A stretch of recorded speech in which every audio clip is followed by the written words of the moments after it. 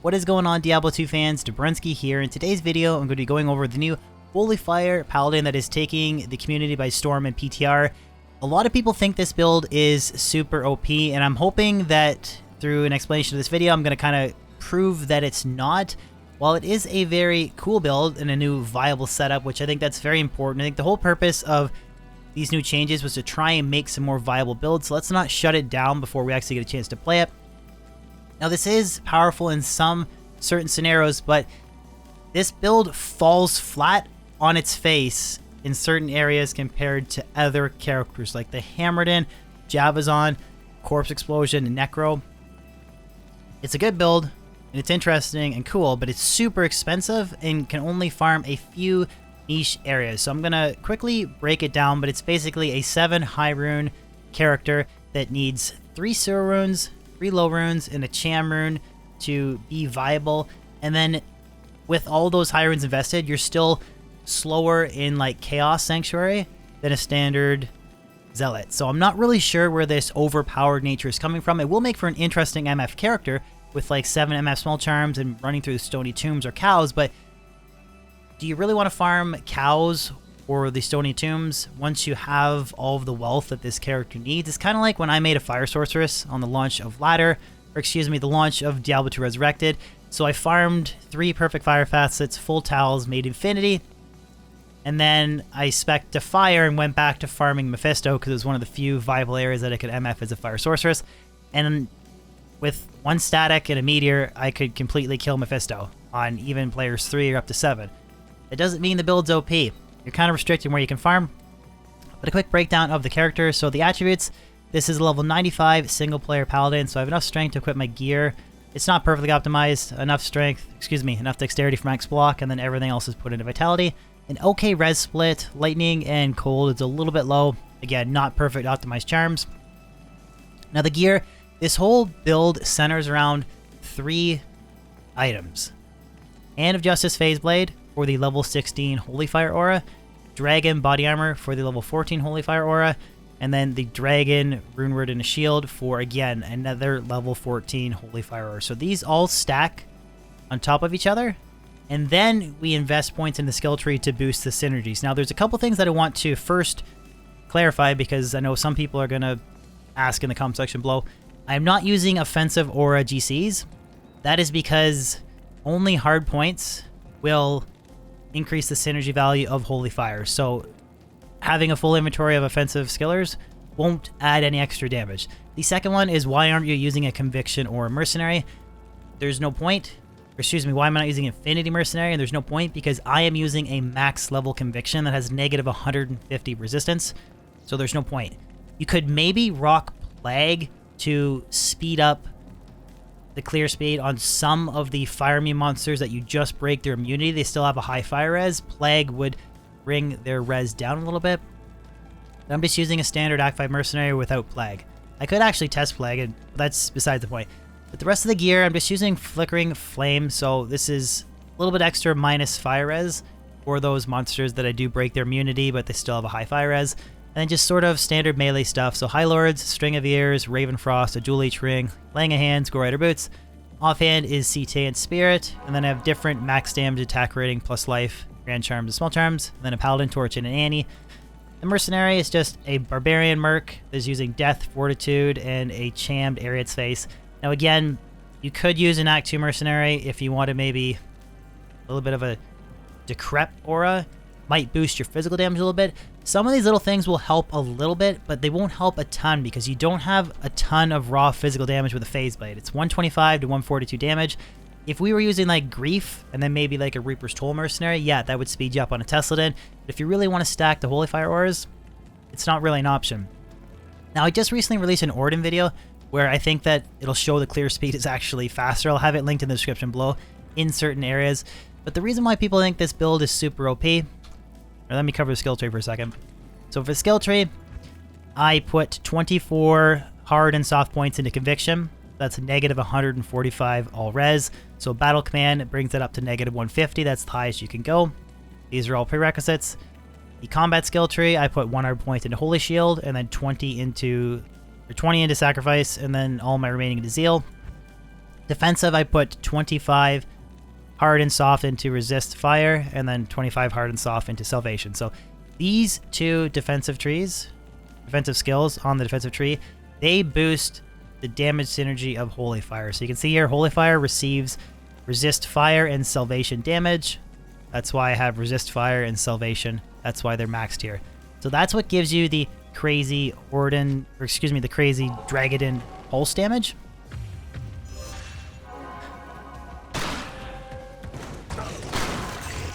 So this is what people think is OP. The pulse damage. Now, I wasn't attacking. That would make it faster, but that's players 1. So decent pulse damage. I don't think it's anything...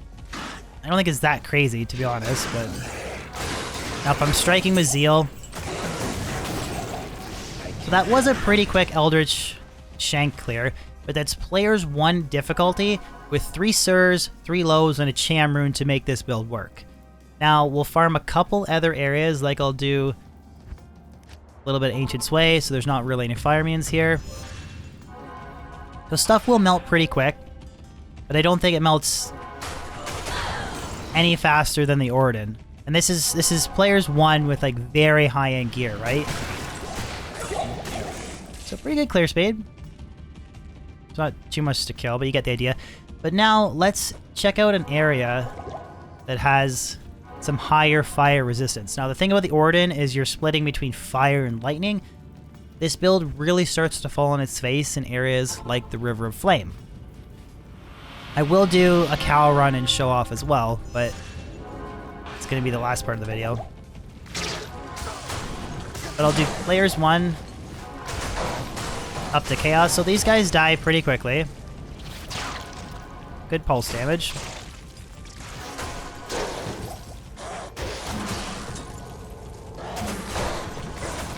Run into a fire immune. We don't have a lot of raw physical damage. Something like a Reaper's Tollmark would help a little bit, but it wouldn't help as much as like using a Rumored like Grief.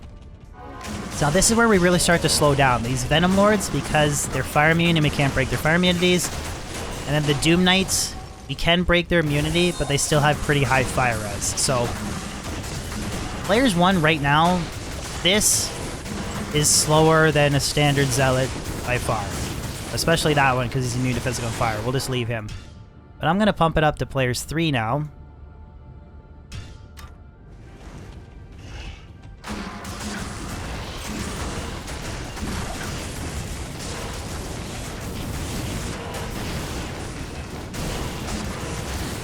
So that's... I mean, I think that's slow players 3 clear speed. Now again, I know I'm setting this up as trying to like make it look like I'm setting up to fail because there's all types of fire immunes and stuff in here. And maybe, but I will do cows on a higher difficulty setting and you'll see that it's like slower than the Javazon. So again, this is just P3. Now I'll pump it up to players 8. You'll see the build just really hits a wall. Not on the Scepters, or the Stormcasters though. But right here, the Death Lords, Venom Lords, it just... horrible. That's just bad. Again, I know I sound like a broken record. Reaper's Troll would speed that up a little bit, but it's not too crazy. So now we'll do a players 8 Stony Tomb run. Now I did test out a Hydra Sorceress, players 8 with Fireball, and it's faster than this. So again, kind of going back to that, I'm really confused where people seem to just be rating this as like the most powerful character ever, and they think it's super OP. Needs to get hit with the Nerf hammer. Let me double check. Yep, players 8. Okay. Now it will clear the Stony Tombs that have no fire minions on players 8. It will, but it's not...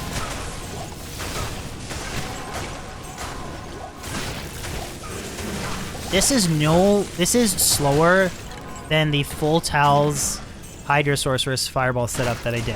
Now, I mean, it's not like a true comparison, like melee versus caster.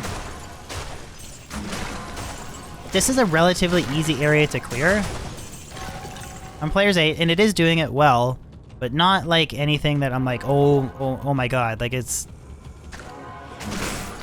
This is a 7 high rune invested character with a really good inventory. This doesn't have quite perfect optimized mercenary. So now I'm going to do a cow run where I'm going to do players 1, 3, and 8. And again, if you want to reference the Auradin video that I released recently, you can click on it, excuse me, in the link in the description below. Good day. I truly believe that the Auradin is faster than this in cows. Maybe P1, this is like a hair better.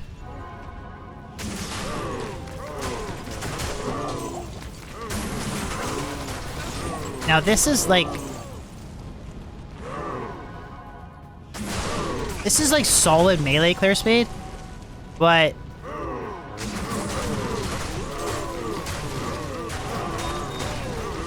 I just don't see how this is OP. And like if I just let the pulse damage... Like that is cool, getting mad pulse damage, but this is no faster than the Tesla did. Or the Auradin. It's not even close. And this is players 1 difficulty. I know people say like there's not that little bit of a delay, like there's a tiny bit of a delay, but the conviction aura switches back on right away when I'm charging. Like I know people like to make that comment, but you can see that it's on right away. Now this is solid clear speed, but I'm gonna pump it up to players 3. I just compare this to like an average Javazon. So say Infinity, Griffins, a couple skillers. They'll still be P1. These guys will be P3.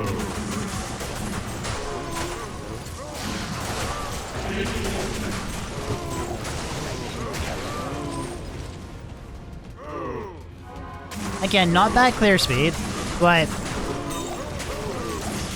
Lightning Fury throw would be faster than this. Definitely.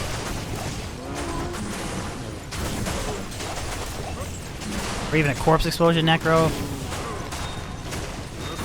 This is, in my opinion, no faster at all than the Auradin that I was playing.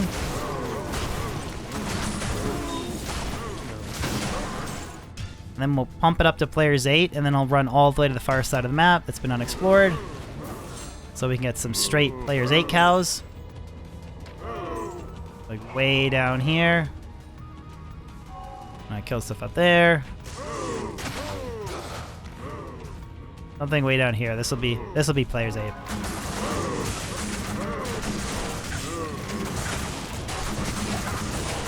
Again, this is not bad, but the whole point of this PTR and everything is to test some new builds, some new variation instead of the same old builds that we play all the time. I don't see how me investing the wealth to get all of these high runes, how this is OP. I just don't get it. It's kind of the hill that I'm going to die on. This is a very cool build. It's fun. It's outside of the norm. There's a lot of different options that you can run for Mercenary. Like you could get a tiny bit more damage with Decrep, with the Reaper Soul Mercenary, but again, you don't have a lot of raw physical damage with the Hand Justice Phase Blade. So, interesting build, lots of variation. Kind of niche in where you can farm, but it needs 3 Sur Runes, 3 Low Runes, and a Cham Rune. And half of the community seems to think it's fine, it's cool, leave it. Hard to achieve build, but rewarding. Others think it's OP. I don't see how it's OP at all. Again, let me know in the comment section below if you guys agree or disagree. Totally fine if you think I'm totally wrong on this, but I'm going to die on the hill that I think it's fine for what it is. A very expensive build, similar to like a high-end Javazon, Lightning Sorceress, Blizzard Sorceress, or Hammerden. It's niche in where you can farm, but it's not that OP. So that's all I have for today's video, guys. I'll catch you on the next one. Hopefully you enjoyed it. Peace out.